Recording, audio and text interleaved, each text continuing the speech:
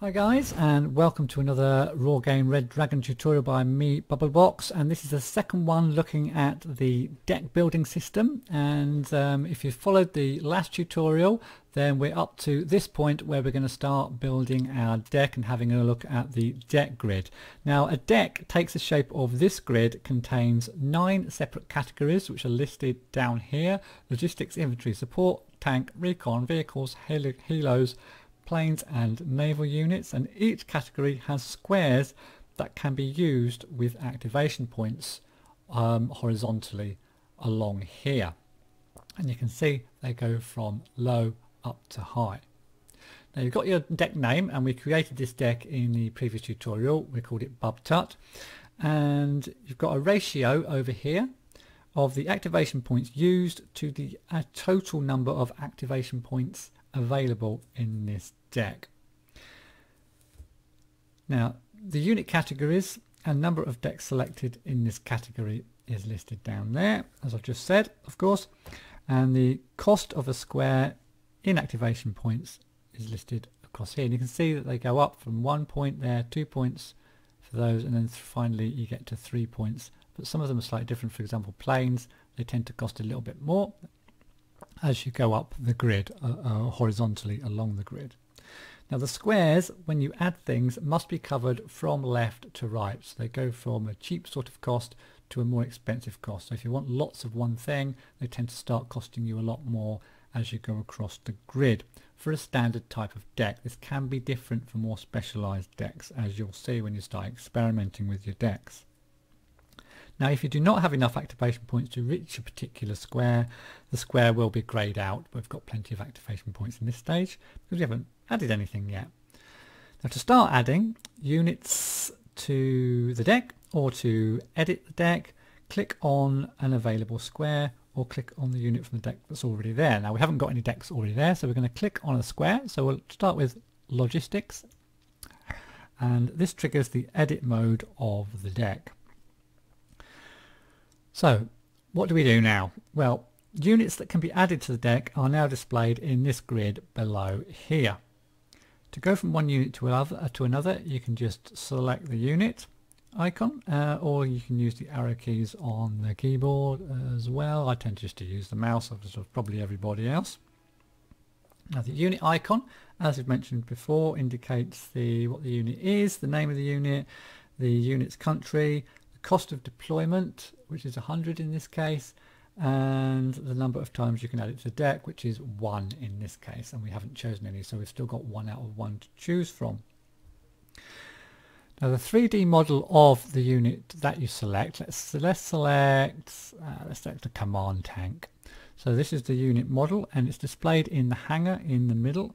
If you want to get a better look of it, you can just go to the bottom right hand side and just put hide grid. Get a better look, and if you want to have a look around it, you press the middle mouse button or the third mouse button, and you can just spin it around and have a look at it from different angles. And I'll just put show grid back again. Now the statistics are displayed on the right hand side of the window, and I've gone over the statistics and the unit information in one of the previous tutorials. There's a rank button up here as well, which enables you to add your units to your deck. Now this button gives you access to different type of information than the unit information, and that is the unit rank. And this is really important because you can choose among various rank buttons for a given type of unit, and you have a choice between basically quantity and quality. So in this case, for this command tank, I could either take 2 hardened or I could have 1 elite.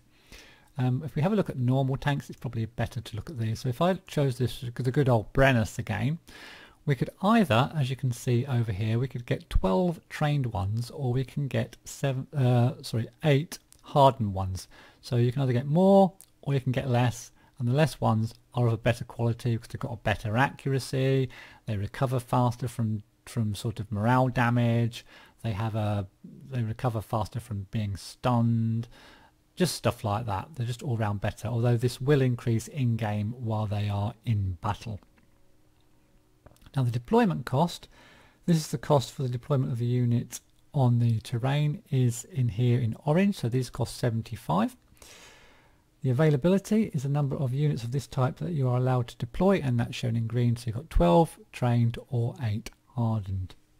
You can add the unit several times in order to obtain greater availability. So if I wanted these eight hardened ones, I could click on that.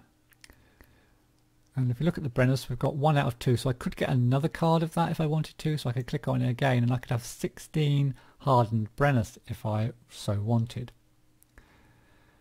So each type of unit basically comes with a number of available packs which feature on the unit icon. Once it's added, the unit moves, as you can see, to the square of your deck that corresponds to its character. Now, if you change your mind, you can get rid of them just by pressing on the delete button. You'll get your activation points back and they'll go back into the pack. Okay, so you can see for the first one, our activation cost is 1, and if we just click on our Brennus, we'll get our hardened ones, and our activation points has gone down by 1. But if we wanted another one, it's going to cost us 2 activation points. So we'll click on our Brennus again, and you can see we've now used up 3 of our points. 1 plus 2 equals 3. Now, to move from one character to the next, use the character line buttons. So if we wanted to go from tanks to support, for example, just go to support, and you can see all our boxes are available. So we could, for example, get some Roland 3s. We'll get some trained Roland 3s. Stick them up there, and now we've used 4 of our points up. And so you carry on like this basically until you've spent all of your activation points. And if you want to go back and have a look what you've selected, you can just press the back button and just see. So far I've got a couple of tanks and a couple of them. So if we go for halos next, you just click there, have a look at your helicopters, might click on maybe go for some hardened Cobras, and you can either choose the next category along here, or you can choose more types into that particular category, or you can go back and have another look at your grid. For example. Now, when you've finished, so when you've used up all your activation points and filled pretty much most of this grid up, then you click on the quit button. Now, one important thing is that you must have a command unit in order to be able to save. So I'm just going to cancel that. I'm going to go to logistics, get myself a command unit in there, and then go back, and then when I quit it will say save changes, and then you just save the changes, and that will be then saved into your list. So we'll have a look, see what it says. What did I call it? Bub Tuts or something? There it is, Bub Tut, there it is. So it's a blue fort, there's its name. It's not got any particular specializations, and we've only so far spent 6 out of 60. And if you want to edit that now, you just click on it. Well, you can edit it, rename it, you can delete it, you can export it and stuff like that. But if you wanted to edit it and continue working on it at another time, you can continue to work on that deck. So one final thing I think to talk about is the filter buttons along the top here. This is a new thing that's added into this Wargame Red Dragon one in the franchise. The various search tools at your disposal basically are the filters, and they can be used to facilitate the search of units among the humongous number of units that are available.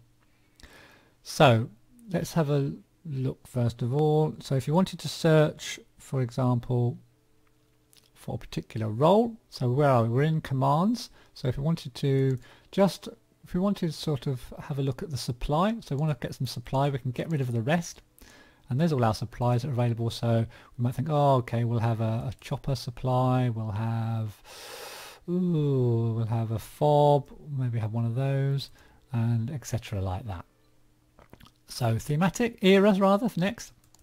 You can choose an era, so if you wanted to have a look at all the ones from 1986 and after, you get rid of the other two, and there's only one available actually. You can theme it, let's get them back again. If you wanted to look at all of the ones available to the different themes, so all the airborne, you can do that in that filter.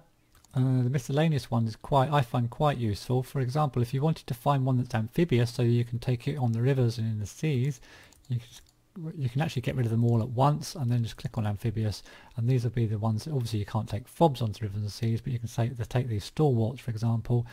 if you wanted to get something onto an island, some logistics onto an island or across a river without using a bridge, then you could get a few of those to do that job for you. Now, one additional thing that I want to mention that I haven't mentioned is what all of these flags are doing at the top. Now, each flag obviously corresponds to either blue 4, red 4, one of the coalitions that we've mentioned, or one of the nations. And here we've got all the blue 4 nations and all of the red 4 nations. Now, I'm in the armory system, but this applies to the deck system as well as to the armory system. It doesn't matter which one you're in, it works the same way.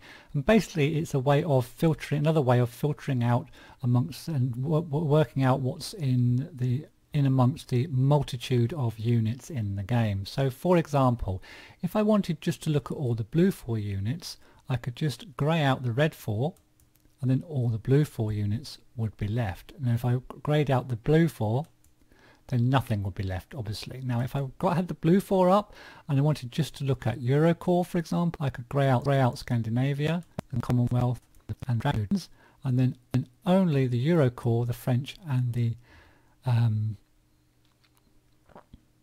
fact, I'll have to get rid of the Americans as well, so only the French and the Germans are left. So basically you grey out everything apart from the ones you want to have a look at. So let's get them all back up again. So for example, if I wanted to look at all the ones in one nation in the decks, then let's say I want to just look at the Japanese. I can just get rid of pretty much everything else, all the other nations, and that would leave me with just the Japanese to have a look at and see what they're made of. So that was one of the things I just didn't really talk about in the deck building system, which is probably needs to be put in at this point. Now finally, I just want to talk a little bit, give you a couple of tips. Basically, no deck will have everything you want, ever. If you get a specialized deck, then you will gain in one area, but you'll also lose in another area.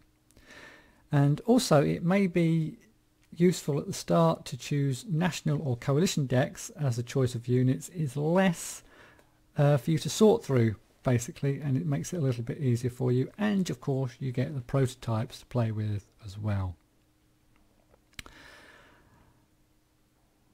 Also, the experience of units is important, and think about what types of games you're going to play when you decide to get the experienced units or the less experienced units. For example, if you're playing sort of short games, then why not just get all experienced units, because you're not going to get all your units out in one game, in a short game anyway. Whereas if you're going to play like for an hour or more, you think you're going to play for an hour or more, then maybe you want to get some less experienced units so you've got more of them to bring out onto the battlefield.